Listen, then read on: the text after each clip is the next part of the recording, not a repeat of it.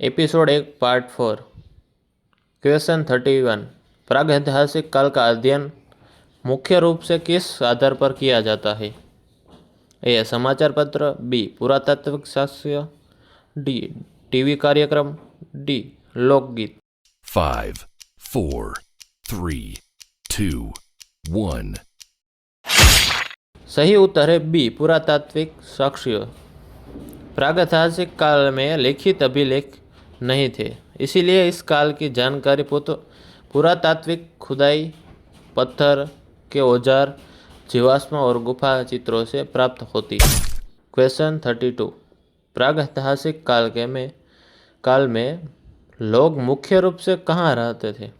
ए. महलों में, बी. गुफा और चट्टानों के आश्रयों में, सी.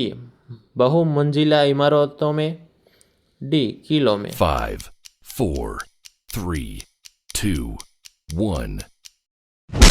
सही उत्तर है बी. गुफा और चट्टानों के आश्रयों में। पारंपरिक मानव प्राकृतिक गुफा और चट्टानों के आश्रय में रहते थे, जहां वे मौसम और जंगली जानवरों से सुरक्षित रहते थे। क्वेश्चन 33। भीमबेटका किस कारण प्रसिद्ध है? ए. मंदिरों के लिए, बी. शैलचित्रों के लिए, सी. किले के लिए, डी. महल के लिए। 5, 4, 3, 2, 1. सही उत्तर है बी. शैलचित्रों के लिए। भीमबेटका की गुफाओं में बने शैलचित्र हमें प्रागैतिहासिक मानव के जीवन, शिकार और संस्कृति के झलक दिखाते हैं। क्वेश्चन 34। भीमबेटका को यूनेस्को विश्व धरोहर स्थल कब घोषित किया गया है? बी. 2000, ए. 1995, सी. 2003, डी. 2008। 5, 4, 3, 2, 1. सही उत्तर है सी. 2003। भीमबेटका शैलचित्रों का उनके ऐतिहासिक महत्व के कारण वर्ष 2003 में यूनेस्को विश्व धरोहर स्थल घोषित किया गया है। क्वेश्चन 35। कार्बन डेटिंग का उपयोग किस लिए किया जाता है? ए. मौसम जानने के लिए, बी. वस्तुओं की आयु पता करने के लिए, सी. ग्रहों की दूरी मापने के लिए, डी. धातु बनाने के लिए। 5, 4, 3, 2, 1. सही उत्तर है बी. वस्तुओं की आयु पता करने के लिए। कार्बन डेटिंग एक वैज्ञानिक तकनीक है जिससे पुरानी जैविक वस्तुओं की अनुमानित आयु का पता लगाया जाता है। क्वेश्चन 36। जीवाश्म किसके प्रमाण होते हैं? ए. भविष्य की घटनाओं के, बी. प्राचीन जीवों के, सी. आधुनिक शहरों के, डी. मौसम परिवर्तन के।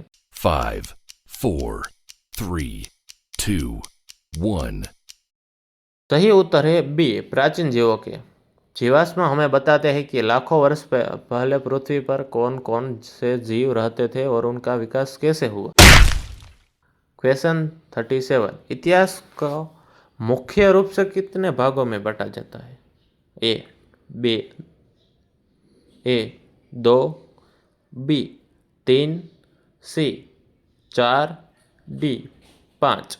5, 4, 3, 2, 1. सही उत्तर है बी 3। इतिहास को सामान्यतः 3 भागों में बांटा जाता है: प्रागैतिहासिक काल, आद्य ऐतिहासिक काल और ऐतिहासिक काल। क्वेश्चन 38। आद्य ऐतिहासिक काल की प्रमुख विशेषता क्या है? ए. लिखित प्रमाण बिल्कुल नहीं, बी. लिखित लिपि है लेकिन पूरी तरह पढ़ी नहीं जा सकती, सी. केवल आधुनिक इतिहास, डी. केवल मौखिक परंपरा। सही उत्तर है बी. लिखित लिपि है लेकिन पूरी तरह पढ़ी नहीं जा सकी। आद्य ऐतिहासिक काल में लिपि का उपयोग शुरू हो चुका था, लेकिन कुछ लिपियाँ जैसे सिंधु लिपि आज भी पूरी तरह पढ़ी नहीं जा सकी है। क्वेश्चन 39। भारत की पहले विकसित शहरी सभ्यता कौन सी थी? ए. वैदिक सभ्यता, बी. सिंधु घाटी सभ्यता, सी. मौर्य सभ्यता, डी. गुप्त सभ्यता। 5, 4, 3, 2, 1. सही उत्तर है बी. सिंधु घाटी सभ्यता। क्वेश्चन 40। एपिसोड का मुख्य विषय क्या होगा? ए.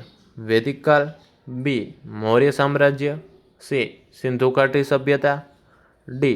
गुप्त साम्राज्य। सोचिए और कमेंट जरूर कीजिए।